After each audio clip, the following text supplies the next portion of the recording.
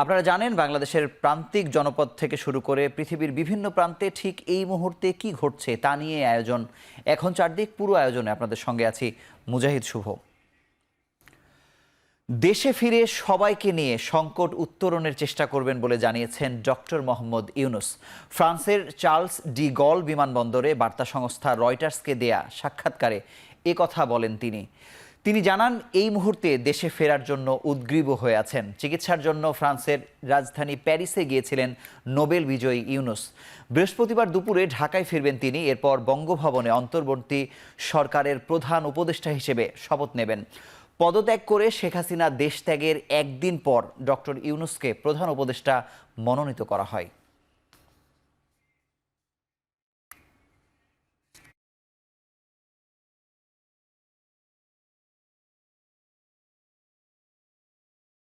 Just I'm looking forward to going back home and see what's happening there and how we can organize ourselves to get out of the trouble that we're in.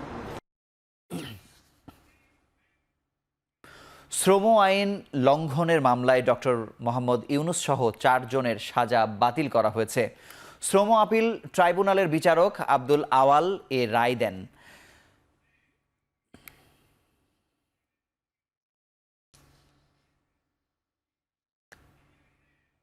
আজকে court এই সমস্ত জিনিস শুনানি করে বিবেচনা করে আজকে এই আপিলটিকে চূড়ান্তভাবে গৃহীত করেছে, মঞ্জুর করেছেন এবং চার্জের থেকে আসামিদেরকে খালাস দিয়েছেন ডক্টর মোহাম্মদ ইউনুস, তারপরে হচ্ছে আশরাফুল হাসান, নূরজাহান বেগম এবং মোহাম্মদ শাহজাহান।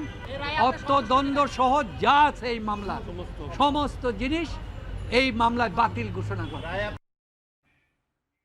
অন্তর্বর্তীকালীন সরকারকে সব ধরনের সহায়তা দেবে সশস্ত্র বাহিনী। বুধবার সন্ধ্যায় ঢাকা সেনানিবাসে সংবাদ সম্মেলনে একথা বলেন সেনাপ্রধান জেনারেল ওয়াকারুজ্জামান। এ সময় গুজবে কান না দেওয়ার আহ্বান জানান তিনি। বলেন, পুলিশ বাহিনীর পুনর্গঠনে কাজ চলছে। লুটপাট ও সন্ত্রাসী কর্মকাণ্ডে জড়িতদের আইনের আওতায় আনা হবে। কালকে আমরা শপথ গ্রহণের জন্য যথাসাধ্য চেষ্টা করছি। রাত্রেবেলা রাত 8টার দিকে করতে পারি। আমার ধারণা আপাতত 15 জন হতে পারে, তারপরেও 2-1 জন আপ এন্ড ডাউন এটা করতে পারে। পরিস্থিতি এখন অনেক উন্নতি হচ্ছে আস্তে আস্তে ধীরে ধীরে। আমার ধারণা যে 3-4 দিনের মধ্যে পরিস্থিতি স্বাভাবিক পর্যায়ে চলে আসবে। তবে যারা এই সমস্ত অপরাধ করেছে তাদেরকে আমরা ছাড় দিব না। অবশ্যই তাদের বিরুদ্ধে আইন ব্যবস্থা গ্রহণ করা হবে। পুলিশের পুনর্গঠনের কাজ চলছে। এখন পুলিশ প্রধান একজন নিয়োগ দেওয়া হয়েছে। আমি নিশ্চিত যে পুলিশের মনোবল আবার ফেরত আসবে এবং পুলিশ একটা প্রফেশনাল ফোর্স হিসাবে ভালোভাবে তাদের দায়িত্ব পালন করতে সক্ষম হবে।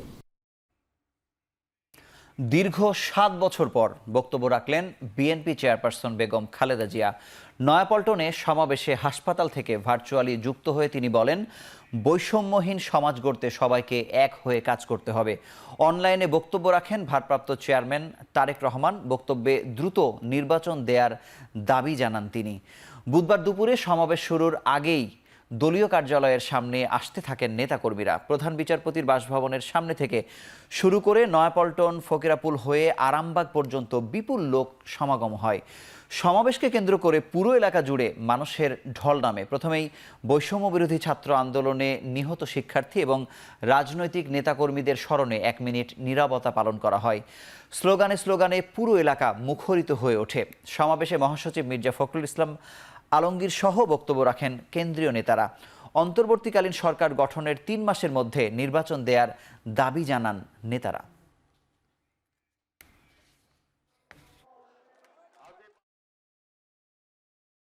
আমরা ফ্যাসিবাদী অবৈধ সরকারের কাছ থেকে মুক্তি পেয়েছি। আমি আন্তরিক ধন্যবাদ জানাতে চাই আমাদের বীর সন্তানদের, যারা মরণপণ সংগ্রাম করে এই অসম্ভবকে সম্ভব করেছে। আধুনিক বাংলাদেশ নির্মাণে আসুন আমরা তরুণদের হাত শক্তিশালী করি।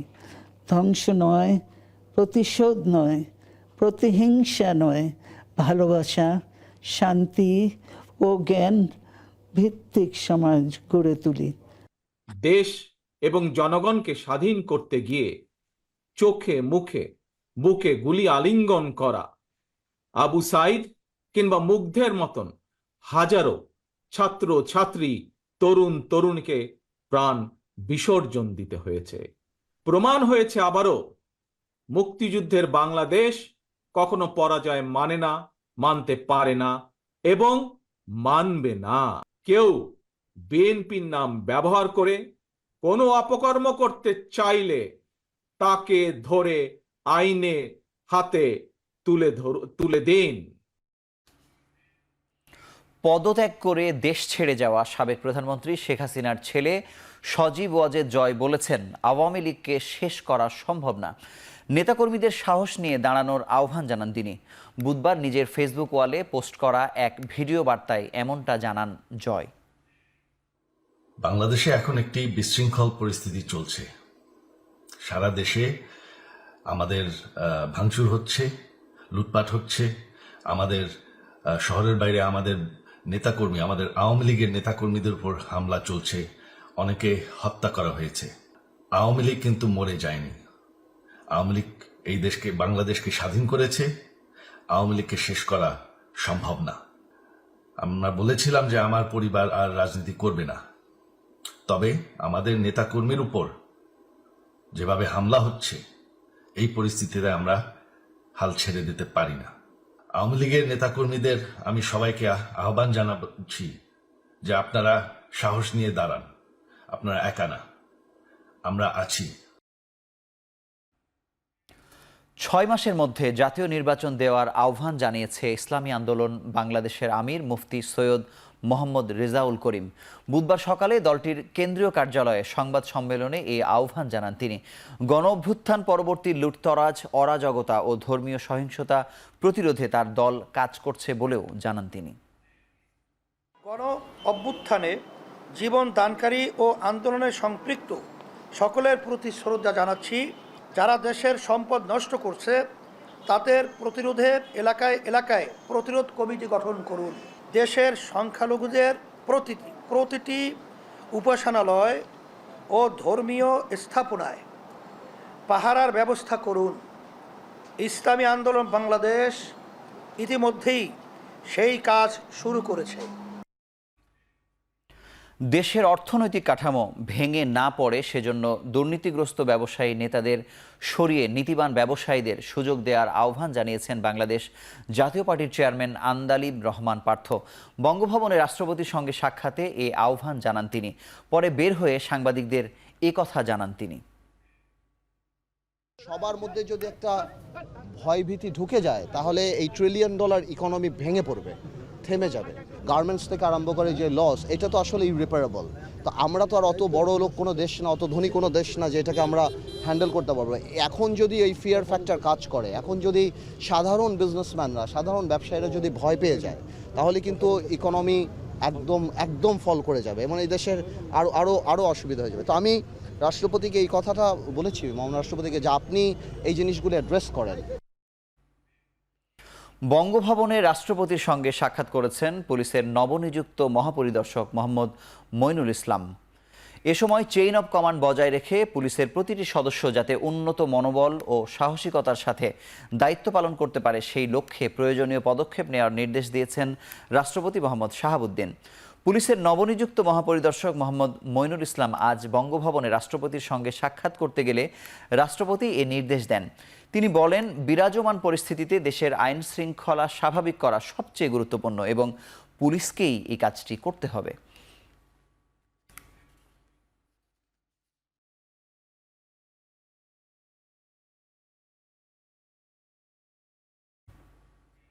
বৃহস্পতিবার সন্ধ্যার মধ্যে পুলিশের সকল ফোর্সকে কাজে যোগদানের নির্দেশ দেওয়া হয়েছে। বুধবার বিকেলে রাজধানীর পুলিশ সদর দফতরে এ কথা জানান নবনিযুক্ত মহাপরিদর্শক মোহাম্মদ মইনুল ইসলাম। এছাড়াও প্রতিটি থানা ওয়ার্ডে নিরাপত্তা কমিটি তৈরি করা হবে বলেও জানান তিনি। যৌক্তিক যে আন্দোলন, সেই আন্দোলন আমাদের বিভিন্ন অপারেশন ইউনিটে দায়িত্বপ্রাপ্ত কর্মকর্তাগণ দেশবাসীর প্রত্যাশা অনুযায়ী দায়িত্ব পালন করতে পারেননি, যা আমরা স্বীকার করছি। নিশ্চিত করে আপনাদের বলতে চাই, আপনাদের মাধ্যমে দেশবাসীকে বলতে চাই, আমাদের উপর অর্পিত আইনি সকল দায়িত্ব পালনে আমরা দৃঢ়ভাবে অঙ্গীকারবদ্ধ থাকব। আমি সকল পুলিশ সদস্যকে আন্তরিকভাবে আহ্বান জানাই, আপনারা দেশ ও জাতির প্রয়োজনে শৃঙ্খলা বাহিনীর সদস্য হিসেবে নিজ নিজ দায়িত্ব পালনে আত্মনিয়োগ করুন। আগামীকাল সন্ধ্যার মধ্যে স্ব স্ব কর্মস্থলে যোগদান করতে হবে। ইতিমধ্যে এই নির্দেশনা প্রদান করা হয়েছে। বৈষম্য বিরোধী আন্দোলনে নিহত পুলিশ সদস্যদের পরিবারকে আর্থিক সহায়তা দেয়া ও ঘটনার সুষ্ঠু বিচারের দাবিতে চট্টগ্রামে বিক্ষোভ হয়েছে। বুধবার বিকেলে চট্টগ্রামের দামপাড়া পুলিশ লাইন্সে বিক্ষোভে যোগ দেন তারা। এ সময় রাষ্ট্রীয় বাহিনীকে যারা ব্যবহার করে ফায়দা লুটেছে তাদের বিচার দাবি করেন আইন রক্ষাকারী বাহিনীটির সদস্যরা। পুলিশ বাহিনীর সংস্কার ও আধুনিকায়ন, নিহত পুলিশ সদস্যদের পরিবারকে আর্থিক সহায়তা প্রদান ও ঘটনার সুষ্ঠু বিচার দাবি করেন তারা।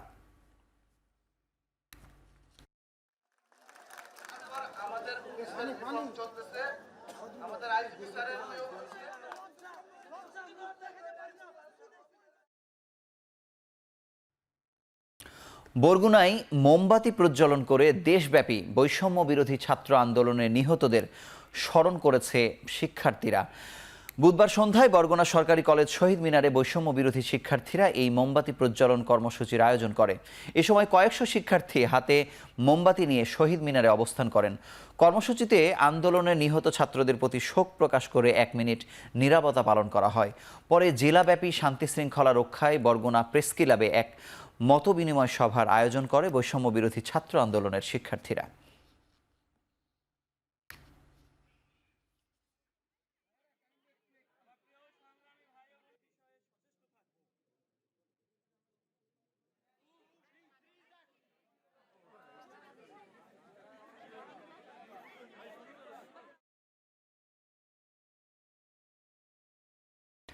এদিকে র্যাবের নতুন ডিজি হিসেবে নিয়োগ পেয়েছেন পুলিশের অতিরিক্ত মহাপরিদর্শক AKM শহীদুর রহমান। এছাড়া অপরাধ তদন্ত বিভাগের উপপুলিশ মহাপরিদর্শক মাইনুল হাসানকে ডিএমপি কমিশনার হিসেবে নিয়োগ দেয়া হয়েছে। মঙ্গলবার রাতে স্বরাষ্ট্র মন্ত্রণালয়ের এক প্রজ্ঞাপনে এসব তথ্য জানানো হয়। এছাড়া র্যাবের মহাপরিচালক ব্যারিস্টার মোহাম্মদ হারুনা রশিদকে পুলিশ অধিদপ্তরের অতিরিক্ত পুলিশ মহাপরিদর্শক ও ডিএমপির পুলিশ কমিশনার হাবিবুর রহমানকে পুলিশ অধিদপ্তরের অতিরিক্ত পুলিশ মহাপরিদর্শক হিসেবে বদলি করা হয়েছে।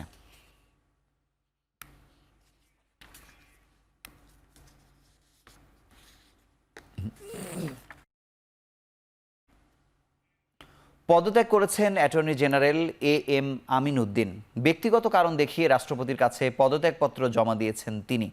বুধবার দুপুর 12টা 20 মিনিটে পদত্যাগপত্রে সই করেন আমিন উদ্দিন। এরপর তা পাঠানো হয় রাষ্ট্রপতির কাছে। 2020 সালের 8 অক্টোবর তৎকালীন রাষ্ট্রপতি আব্দুল হামিদ তাকে অ্যাটর্নি জেনারেল হিসেবে নিয়োগ দেন। তিনি 2006 থেকে 8 সাল পর্যন্ত পরপর 2 বার সুপ্রিম কোর্ট আইনজীবী সমিতির সম্পাদক নির্বাচিত হয়েছিলেন।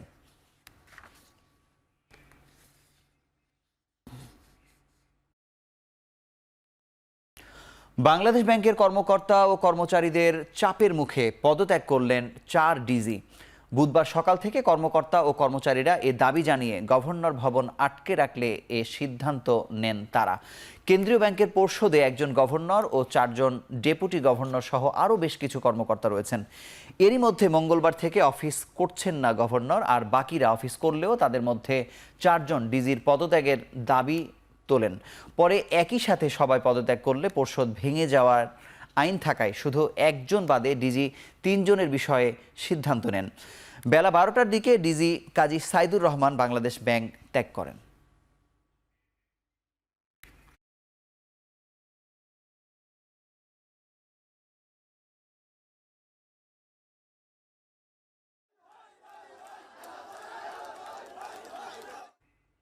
এখন চারদিকে নিচ্ছি ছোট্ট একটি বিরতি, ফিরছি কিছুক্ষণ পরে।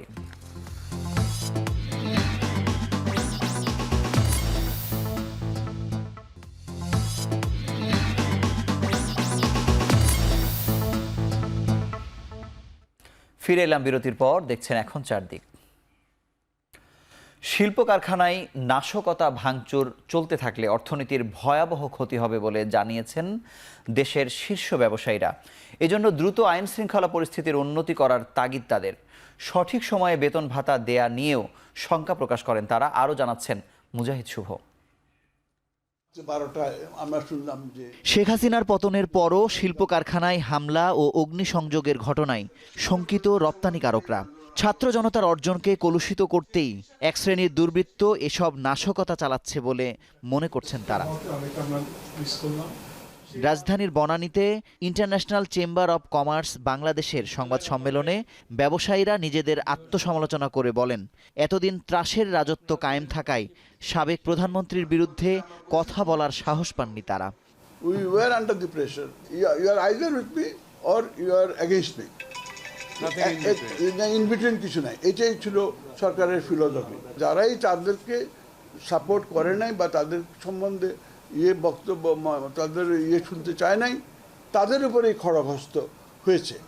মত প্রকাশের স্বাধীনতা অর্জিত হলেও এক শ্রেণীর নাশকতাকারী শিল্প কারখানায় আগুন দিচ্ছে, যা অর্থনীতি ধ্বংসের চক্রান্তের শামিল। বাণিজ্য স্বাভাবিক রাখতে না পারলে সংকট আরও প্রকট হবে বলে শঙ্কা তাদের। সারা দেশের যে অর্জন সেটা কিন্তু আজকে একদম শেষ হয়ে যাচ্ছে। আগুন দিয়ে পুড়িয়ে দিয়ে ধ্বংস করে দিয়ে এটা লাভটা কার হচ্ছে? দেশটাকে আমাদেরকে গড়তে হবে, রক্ষা করতে হবে। এই অবস্থা চলতে পারে না।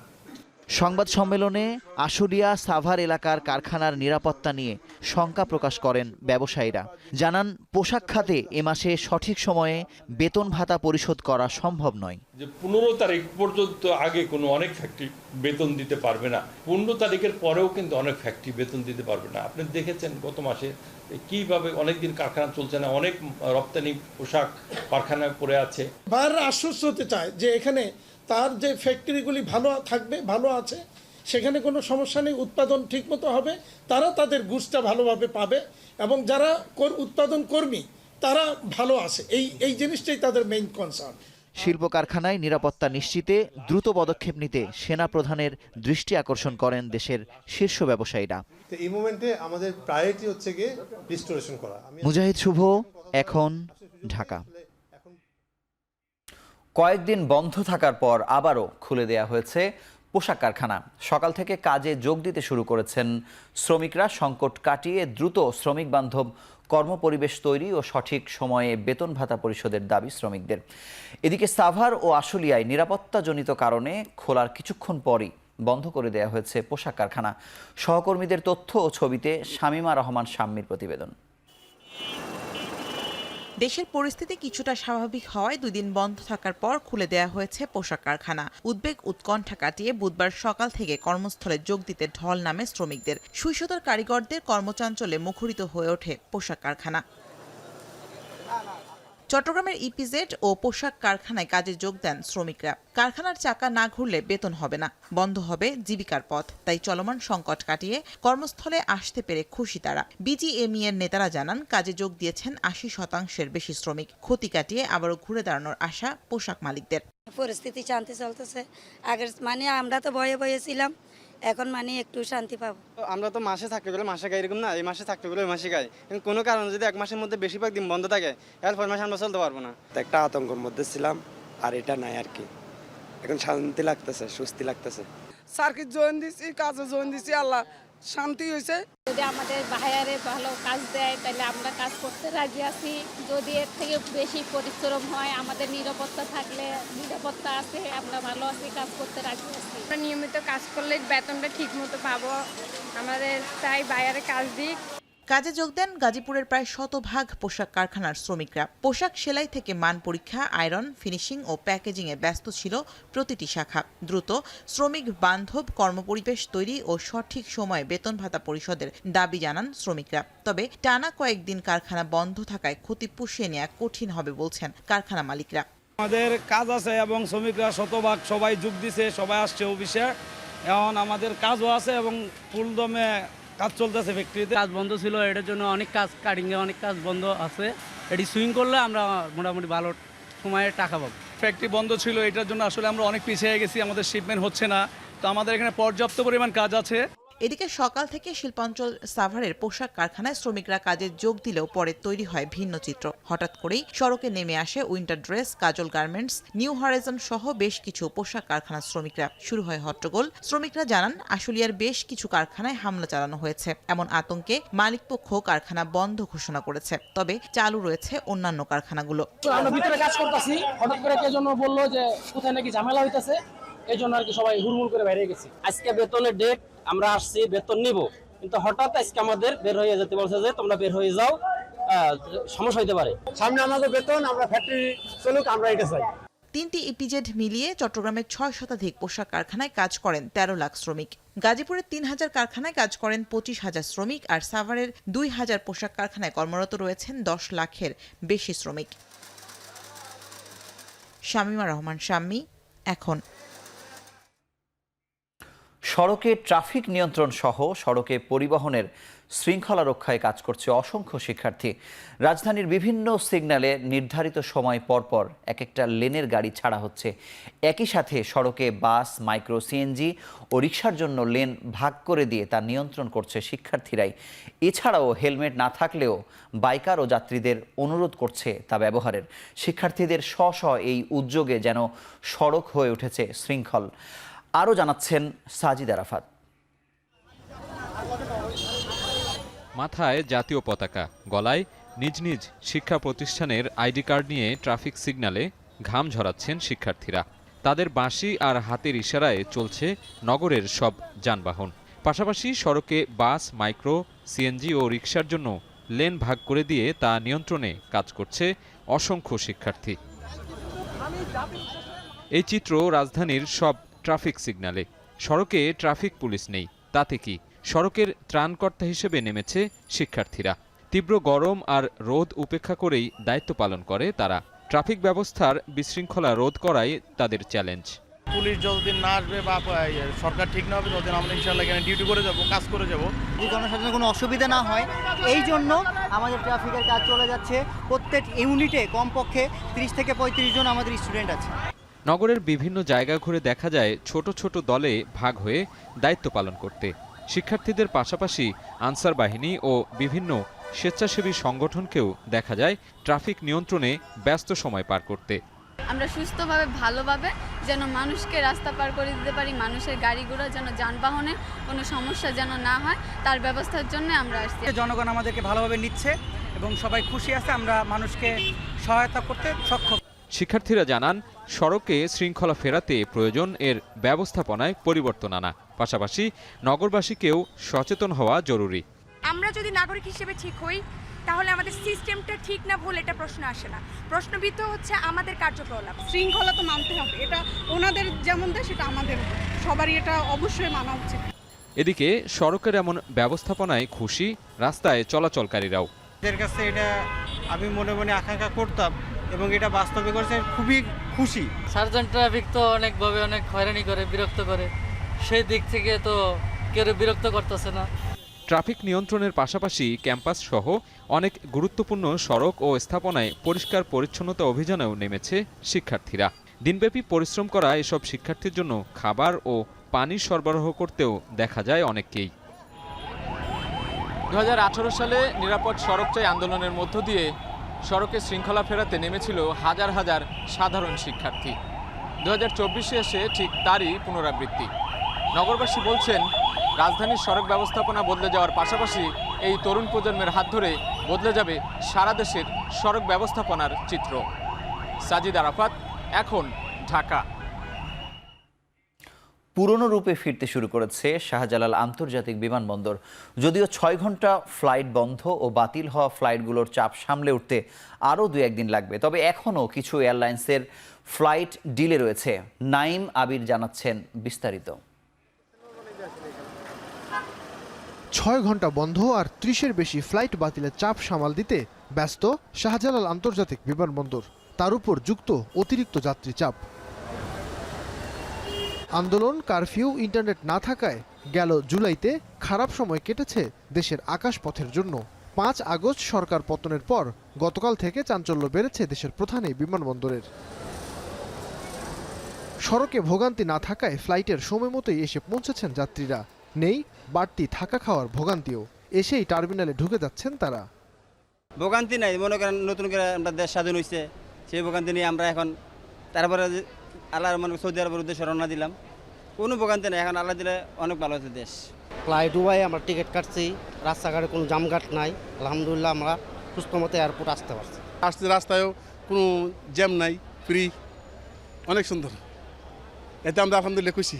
পরিস্থিতি অনেক ভালো এয়ারপোর্টের, 26 জন 4টা চল্লিশ ফ্লাইট আমাদের, বিমান নাম্বার পেয়ে গেছি আমরা, আর কোনো সমস্যা নেই। তবে কিছু এয়ারলাইন্স ডিলে ছিল এদিন। ডিলে হওয়া যাত্রীদের কাটছে অলস সময়। তবে সৌদি এয়ারলাইন্সের একটি ফ্লাইট পিছিয়েছে 1 মাস। এয়ারলাইন্সটির এমন সিদ্ধান্তে ভোগান্তিতে পড়েছে যাত্রীরা। আমাদের ফ্লাইট ছিল আজকে সকাল 10:40। আমাদের ফ্লাইট আমরা গত রাত্রে 8টায় আমরা এখানে উপস্থিত ছিলাম, কিন্তু সারা রাত আমরা অপেক্ষা করছি আমাদের সকালে ফ্লাইট, কিন্তু সকালে আমাদের ফ্লাইট পাই নাই আমরা। ফ্লাইট ছিল 7 তারিখ সকাল 8:15-তে। তো আমরা কাল রাত সন্ধ্যা রওনা দিছি, তখন আমাদেরকে মেসেজ ফোন করে বলছে যে টিকিট চেঞ্জ হয়েছে, 8:15 না, 3টার সময় ফ্লাইট। দেশের এয়ারলাইন্সগুলো বলছে দীর্ঘ 1 মাসের বিরতির পর ফের যাত্রীচাপ টের পাচ্ছেন তারা। আপাতত অভ্যন্তরীণ রুটে যাত্রী চলাচল বাড়লেও শিগগিরই আন্তর্জাতিক রুটেও যাত্রী বাড়বে বলে প্রত্যাশা তাদের। বর্তমানে আসলে ফিজিক্যালি আমরা যেটা দেখছি সেটা অভ্যন্তরীণ রুটে আমাদের দেখছি, বাট ইন্টারন্যাশনালি আসলে এটা আরও কয়েকদিন পরে এফেক্টটা বোঝা যাবে। বিকজ ইন্টারন্যাশনালি নর্মালি যেটা করে একটা প্রি প্ল্যান, একটা ট্রাভেল প্ল্যান থাকে, এবং সেই জায়গাটা থেকে যেহেতু গত 1 মাস ধরে একটা অস্থিরতার মধ্যে ছিল, আসলে অনেকে যারা প্রবাসী যারা আছেন তারা আসলে অনেকে দেশে আসবেন কি আসবেন না, মানে এই ধরনের একটা মানে কনফিউশনের মধ্যে ছিল। সেই কনফিউশনটা ইতিমধ্যে দূর হয়ে গেছে। যাত্রীচাপ বাড়ার সাথে সাথে টিকিটের দামের পালেও হাওয়া লাগতে শুরু করেছে। নাইম আবির, এখন, ঢাকা। শঙ্কা কাটিয়ে পুরো দমে কাজ শুরু হয়েছে চট্টগ্রাম কাস্টমসে। তবে নিরাপত্তাহীনতায় কর্মস্থল ত্যাগ করেছেন কর্মকর্তারা। বন্দর ও কাস্টম হাউসকে সচল রাখতে সর্বাত্মক সহযোগিতার আশ্বাস দিয়েছে বিজিএমইএ। শিল্প মালিকরা বলছেন, যে সরকারই আসুক, অর্থনীতির প্রাণ চট্টগ্রাম বন্দর ও কাস্টমস সচল না থাকলে দেশ পিছিয়ে যাবে। আরও জানাচ্ছেন হাজেরা শিউলি। চট্টগ্রাম বন্দরকে বলা হয় দেশের অর্থনীতির লাইফলাইন। প্রধান এই সমুদ্র বন্দর দিয়ে আমদানি ও রফতানি হওয়া সব পণ্যের শুল্কায়ন হয় চট্টগ্রাম কাস্টমস হাউজে। ফলে কিছু সময়ের জন্য কাস্টমস হাউজে কাজ বন্ধ থাকলে বিরূপ প্রভাব পড়ে আমদানি রফতানি বাণিজ্যে। সাম্প্রতিক আন্দোলনে ইন্টারনেট বন্ধ থাকা, পরিবহন সংকট সহ নানা কারণে বন্দর ও কাস্টমস হাউজের কার্যক্রম বিঘ্নিত হওয়ায় বন্দরে পণ্যজট তৈরি হয়। সংকটে পড়ে আমদানি ও রফতানি। এই ক্ষত না কাটতেই সরকার পতনের পরিবর্তিত পরিস্থিতিতে বিভিন্ন স্থাপনায় ভাঙচুর ও হামলার গুজবে নিরাপত্তাহীনতায় ভোগেন চট্টগ্রাম কাস্টমস হাউসের কর্মকর্তারা। তাই ভয়ে গতকাল দুপুরে কর্মস্থল ত্যাগ করেন সবাই। এই প্রেক্ষাপটে চট্টগ্রাম বন্দর ও কাস্টমস সচল রাখতে অভয় দিতে আসেন পোশাক শিল্প মালিকদের সংগঠন বিজিএমইএ নেতারা। যে কোনো সংকটে সর্বাত্মক সহযোগিতারও কথা বলেন। দেশের রিজার্ভ শক্তিশালী করতে বন্দর ও কাস্টমস হাউস সহ রফতানি আয়ের প্রধান খাত পোশাক শিল্প সচল রাখতে হবে বলে জানান তারা। নতুন সরকার গঠন হতে যাচ্ছে, সেই সাথে সাথে যাতে আমাদের দেশের অর্থনীতির চাকাটা যাতে সচল থাকে, সেই কারণে ওনার কাছে আমরা সহযোগিতা চাইতে এসেছি, এবং ওনাকে যত ধরনের সহযোগিতা করার দরকার সেটা আমরা করব, এবং এটাও আমরা ওনাদেরকে আশ্বস্ত করেছি। সবাইকে ঐক্যবদ্ধভাবে কাজ করার আহ্বান জানান সিএনএফ এজেন্ট অ্যাসোসিয়েশনের নেতারাও। এই পরিবর্তিত পরিস্থিতিতে একটা বিহবলতা আছে, একটা দ্বিধা আছে, এইগুলি আমাদেরকে কাটিয়ে উঠতে পারলেই আমরা কিন্তু ফিরে যেতে পারবো। এদিকে বুধবার থেকে পুরোদমে কাজ শুরু হয়েছে বলে জানান চট্টগ্রাম কাস্টমস হাউজের এই কর্মকর্তা। বলেন, গেল কয়েকদিনের কর্ম ও রাজস্ব ক্ষতি পুষিয়ে নিতে সবাইকে অতিরিক্ত কাজ করতে হবে, এবং যে ফুল সুইংয়ে কাজ হচ্ছে, এবং বিগত কয়েকদিনের কাজের যেটা হয়েছে একটু হ্যাম্পার্ড হয়েছে, ওটা আমরা পুষিয়ে নেওয়ার জন্য বাড়তি যতটুকু শ্রম দেওয়ার দরকার, সময় দেওয়ার দরকার, সেটা আমরা দেব। চট্টগ্রাম বন্দরে পণ্য ডেলিভারি পরিস্থিতিরও উন্নতি হয়েছে। গেল 24 ঘন্টায় প্রায় 2300 টিউএস কন্টেনার ডেলিভারি হয়েছে, যদিও এখনো 42,000 টিউএস কন্টেইনারের স্তূপ জমে আছে। হাজেরা শিউলি, এখন, চট্টগ্রাম। স্বাভাবিক হয়ে উঠছে দেশের স্থলবন্দরগুলো। আগের তুলনায় কম হলেও শুরু হয়েছে আমদানি রপ্তানি সহ সকল বাণিজ্যিক কার্যক্রম। তবে যাত্রী পারাপারের ক্ষেত্রে নেওয়া হয়েছে বিশেষ সতর্কতা। সকাল থেকে স্বাভাবিক নিয়মে শুরু হয় ব্রাহ্মণবাড়িয়া আখাউড়া স্থলবন্দরের বাণিজ্যিক কার্যক্রম। রপ্তানি হয় ৭০ টন সিমেন্ট ও 22.5 টন হিমায়িত মাছ। এছাড়া নিরাপত্তাজনিত কারণে বন্ধ আছে ইমিগ্রেশন চেকপোস্টে যাত্রী পারাপার। এতে দুর্ভোগে পড়েন ভারতগামী যাত্রীরা। অন্যদিকে স্বাভাবিক রূপে ফিরতে শুরু করেছে সাতক্ষীরার ভোমরা স্থলবন্দরের কার্যক্রম। চালু আছে ইমিগ্রেশন সেবাও, তবে নিষেধাজ্ঞায় থাকা ব্যক্তিরা যাতে ভারতে যেতে না পারে সে বিষয়ে নেওয়া হয়েছে বাড়তি সতর্কতা। পাশাপাশি সীমান্তে সতর্ক অবস্থানে আছেন বিজিবি সদস্যরা। এছাড়া দুদিন বন্ধ থাকার পর পুনরায় শুরু হয়েছে চতুর্দেশীয় স্থলবন্দর পঞ্চগড়ের বাংলাবান্ধা আমদানি রপ্তানি কার্যক্রম। একইভাবে দেশের অন্যান্য স্থলবন্দরের কার্যক্রমও শুরু হয়েছে।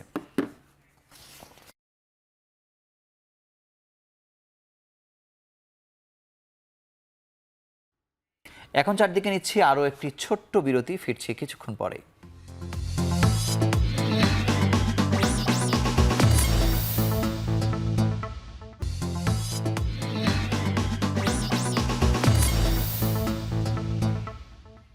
ফিরে এলাম বিরতির পর, দেখছেন এখন চারদিক। বাংলাদেশের পরিস্থিতি গভীরভাবে পর্যবেক্ষণ করছে যুক্তরাষ্ট্র, জানিয়েছেন মার্কিন পররাষ্ট্রমন্ত্রী অ্যান্টনি ব্লিংকেন। মেরিল্যান্ডে সংবাদ সম্মেলনে অংশ নিয়ে বাংলাদেশের পরিস্থিতি নিয়ে তিনি জানান অন্তর্বর্তী সরকারের প্রতি প্রত্যাশার কথাও। একই সংবাদ সম্মেলনে অস্ট্রেলিয়ার পররাষ্ট্রমন্ত্রী পেনি ওং বাংলাদেশের সব পক্ষকে সহিংসতা পরিহার এবং সাম্প্রতিক ঘটনাবলীর স্বাধীন ও নিরপেক্ষ তদন্তের আহ্বান জানান।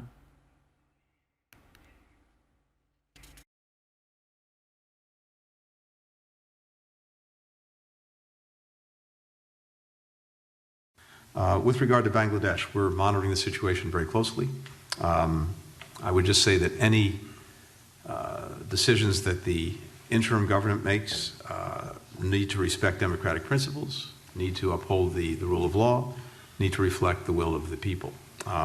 We, for our part, take very seriously the safety and security and well-being of American citizens, of our personnel. I was in Bangladesh not long ago, so obviously have watched with particular personal concern as well as our nation's concern about the violence and tragic loss of life in Bangladesh, and I want to offer our deepest condolences to families and friends of all those who have died.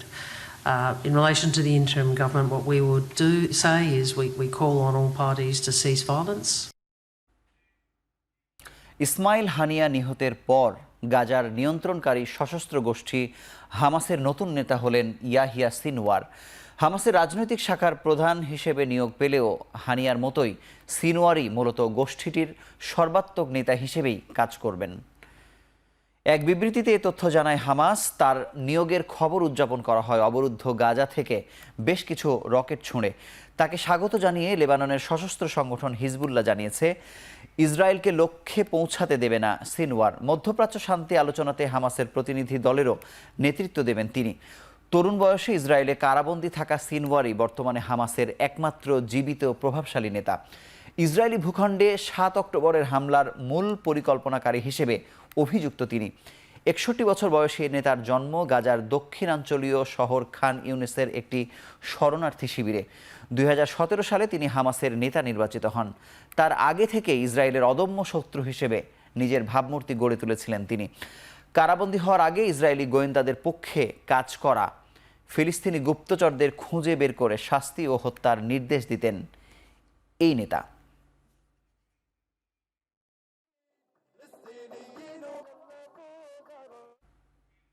শ্রীলঙ্কার আসন্ন president নির্বাচনে প্রতিদ্বন্দ্বিতা করবেন সাবেক president Mahinda রাজাপাকসের ছেলে নামাল রাজাপাকসে। তিনি সংসদের একজন আইন প্রণেতা। আগামী ২১ সেপ্টেম্বর দেশটিতে প্রেসিডেন্ট নির্বাচন অনুষ্ঠিত হবে। নামাল রাজাপাকসে শ্রীলঙ্কা পডুজানা পেরামুনা দলের একজন সদস্য। এই দলটির প্রতিষ্ঠাতা তার চাচা। ২০২২ সালের জুলাই মাসে দেউলিয়া হওয়া শ্রীলঙ্কার দায়িত্ব নেন প্রবীণ রাজনীতিবিদ রনিল বিক্রমাংসিহে। এরপর থেকেই ঘুরে দাঁড়াতে শুরু করে লঙ্কান অর্থনীতি। বিদেশি ঋণের পুনর্গঠনের পথে আছে দেশটি। নমাল রাজাপাকসে ও এই প্রচেষ্টা চালিয়ে যাবেন।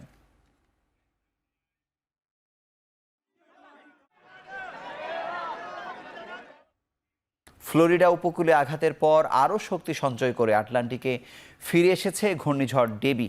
বৃহস্পতিবার নাগাদ এটি দ্বিতীয় আঘাত হানবে সাউথ ক্যারোলাইনা উপকূলে, এমনটাই আশঙ্কা করছেন মার্কিন আবহাওয়াবিদরা। ডেবির আঘাতে লন্ডভন্ড ফ্লোরিডা ও জর্জিয়া উপকূল। এ পর্যন্ত ফ্লোরিডায় 4 জন এবং জর্জিয়ায় 1 জনের মৃত্যু হয়েছে। ঝড়ের প্রভাবে ভারী বৃষ্টিতে অঙ্গরাজ্য দুটির বিভিন্ন শহরে আকস্মিক বন্যা দেখা দিয়েছে। উপড়ে গেছে গাছপালা, বিধ্বস্ত হয়ে গেছে বহু ঘরবাড়ি, ফলে চরম ভোগান্তিতে স্থানীয় বাসিন্দারা। এদিকে বৈরী আবহাওয়া বিরাজ করছে সাউথ ক্যারোলাইনাতেও। অঙ্গরাজ্যটির বিভিন্ন শহরে জড়ো বাতাসের পাশাপাশি বিভিন্ন প্রান্তে অব্যাহত রয়েছে বৃষ্টি।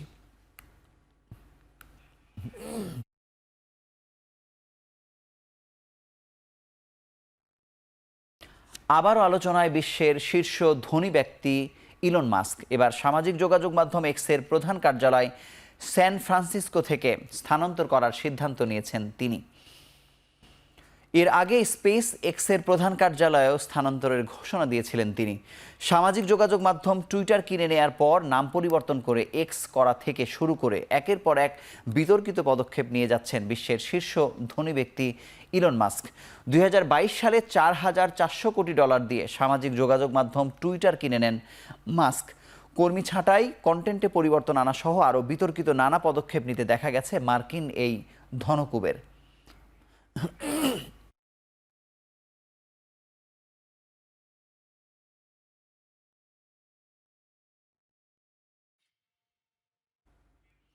নেপালের মধ্যাঞ্চলে হেলিকপ্টার বিধ্বস্ত হয়েছে। 5 আরোহীর সবাই প্রাণ হারিয়েছেন। পুলিশ জানায় বুধবার কাঠমান্ডু থেকে 57 কিলোমিটার দূরে থাকা নুয়াকোট জেলার শিবপুরী জাতীয় উদ্যানের একটি বনে হেলিকপ্টারটি বিধ্বস্ত হয়। যারা প্রাণ হারিয়েছেন তাদের মধ্যে 4 জনই চীনা নাগরিক, এছাড়া বাকি একজন পাইলট। স্থানীয় বাসিন্দারা বনের ভেতর আগুন ধরতে দেখে কর্তৃপক্ষকে জানায়। দেশটির সিভিল এভিয়েশন বলছে হেলিকপ্টারটি কাঠমান্ডু থেকে বাসুয়া জেলায় যাচ্ছিল। উড্ডয়নের 3 মিনিট পর এয়ার ট্রাফিক কন্ট্রোলের সাথে যোগাযোগ বিচ্ছিন্ন হয়ে যায়। নেপালে গেল 24 বছরে বিমান বা হেলিকপ্টার দুর্ঘটনায় 360 জনেরও বেশি মানুষ মারা যায়।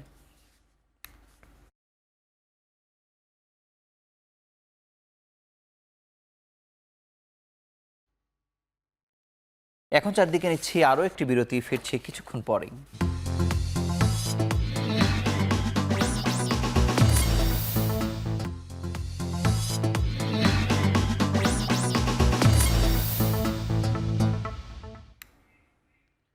ফিরে এলাম বিরতির পর, দেখছেন এখন চারদিক। ছাত্র জনতার গণ অভ্যুত্থানের পর দেশের ক্রীড়াঙ্গনেও বইছে নানা জল্পনা কল্পনা। অস্থিরতায় দুদিন পিছিয়েছে বাংলাদেশ এ দলের পাকিস্তান সফর। 9 আগস্ট দেশ ছাড়বে মুশফিক এনামুলরা, আরও জানাচ্ছেন ওয়াসিউল হক। সাম্প্রতিক ঘটনাবলীর প্রভাবে কয়েকদিন মিরপুরে অনুশীলন করতে পারেনি ক্রিকেটাররা। এখন পরিস্থিতি কিছুটা শান্ত হতে থাকায় বুধবার সকাল 10টা থেকে অনুশীলন শুরু করেছে বাংলাদেশ এ দল। অনুশীলনের শুরুতে ক্রিকেটার ও সহায়তাকারী কর্মীরা সাম্প্রতিক ঘটনায় কয়েকদিনে যারা মৃত্যুবরণ করেছেন তাদের স্মরণে 1 মিনিট নীরবতা পালন করেন। দোয়া করেন মুশফিকুর রহিম, মমিনুল হকরা। পাকিস্তানের উদ্দেশ্যে মঙ্গলবার রওনা দেওয়ার কথা ছিল বাংলাদেশ এ দলের। সময় মতো সফরে যেতে না পেরে পাকিস্তান ক্রিকেট বোর্ডের সঙ্গে নিয়মিত যোগাযোগ রাখে বিসিবি। দুদিন পিছিয়ে 9 আগস্ট ইসলামাবাদের উদ্দেশ্যে উড়াল দিবে এ দল। আজকের কমিউনিকেশন অনুযায়ী আমরা 9 আগস্ট যাব, 10 আগস্ট পৌঁছাবো এবং ইনশাল্লাহ 13ই আগস্ট থেকে আমরা আমাদের সিরিজটা শুরু করতে পারবো। এন্টায়ার সিরিজটা সেম থাকছে, খালি 3 দিন বডিলি শিফট করার জন্য আমরা রিকোয়েস্ট করেছি এবং পাকিস্তান থেকেও এখন পর্যন্ত আমরা পজিটিভ রেসপন্স পেয়েছি। ক্রিকেটারদের অনুশীলনের সময় মিরপুরে তেমন নিরাপত্তা কর্মী দেখা না গেলেও টহল দেয় আইন শৃঙ্খলা বাহিনী, যদিও এটি নিয়মিত টহলের অংশ বলেই জানালেন বিসিবি কর্তা। এটা সিকিউরিটি কোনো থ্রেটের জন্য না, তারা যেভাবে সারা দেশে পেট্রোলিংয়ের মাধ্যমে আমাদের আইন শৃঙ্খলা পরিস্থিতি বা সার্বিক পরিস্থিতি নিয়ন্ত্রণ করার চেষ্টা করছে, সেটারই একটা অংশ। যাত্রা পিছিয়ে যাওয়ায় পুরো সূচি 3 দিন করে পেছাবে। 13 আগস্ট শুরু হবে বাংলাদেশ ও পাকিস্তান এ দলের প্রথম 4 দিনের ম্যাচ। ওয়াসিউল হক পান্থ, এখন, ঢাকা। বাংলাদেশের বিপক্ষে 2টি টেস্টকে সামনে রেখে শান মাসুদকে অধিনায়ক করে 17 সদস্যর দল ঘোষণা করেছে পাকিস্তান। ঘরোয়া ক্রিকেটে ধারাবাহিক পারফর্ম করায় দলে ডাক পেলেন মোহাম্মদ আলী, কামরান গোলাম, মোহাম্মদ হুরায়রা। ১৩ মাস পর লাল বলের ক্রিকেটে ফিরছেন নাসিম শাহ। এবারের সিরিজ না খেলার গুঞ্জন থাকলেও দলে আছেন শাহিন আফ্রিদি। আর চোটের কারণে দলে নেই হাসান আলীর মতো ইনফর্ম পেসার। আগামী ২১ আগস্ট রাওয়ালপিন্ডিতে শুরু হবে প্রথম টেস্ট। পরের ম্যাচ করাচিতে ৩০ আগস্ট, যা কিনা টেস্ট চ্যাম্পিয়নশিপের অন্তর্ভুক্ত। চলতি মাসের ১৭ তারিখ পাকিস্তানের উদ্দেশ্যে উড়াল দেওয়ার কথা বাংলাদেশ ক্রিকেট দলের।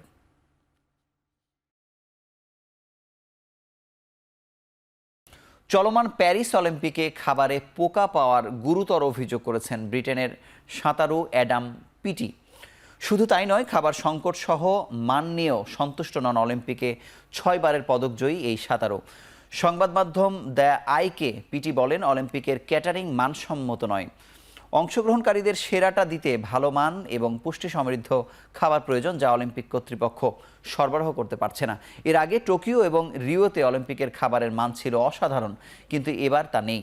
প্রোটিন সমৃদ্ধ খাবারের অভাব এবং দীর্ঘ লাইনে অপেক্ষার কারণে অ্যাথলেটদের খাবার সংগ্রহে ৩০ মিনিটও লেগে যাচ্ছে, যে কারণে অ্যাথলেটদের পারফরমেন্সে নেতিবাচক প্রভাব ফেলছে বলেও মনে করেন এই সাঁতারু। তবে গেমসের ক্যাটারিংয়ের দায়িত্বে থাকা সোদেক্সো লাইভের প্রতিনিধিত্বকারী এই কমিটি অবশ্য পিটির এ দাবি উড়িয়ে দিয়েছে।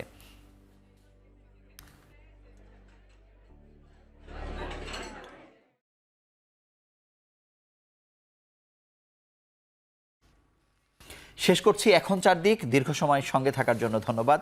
শুভরাত্রি।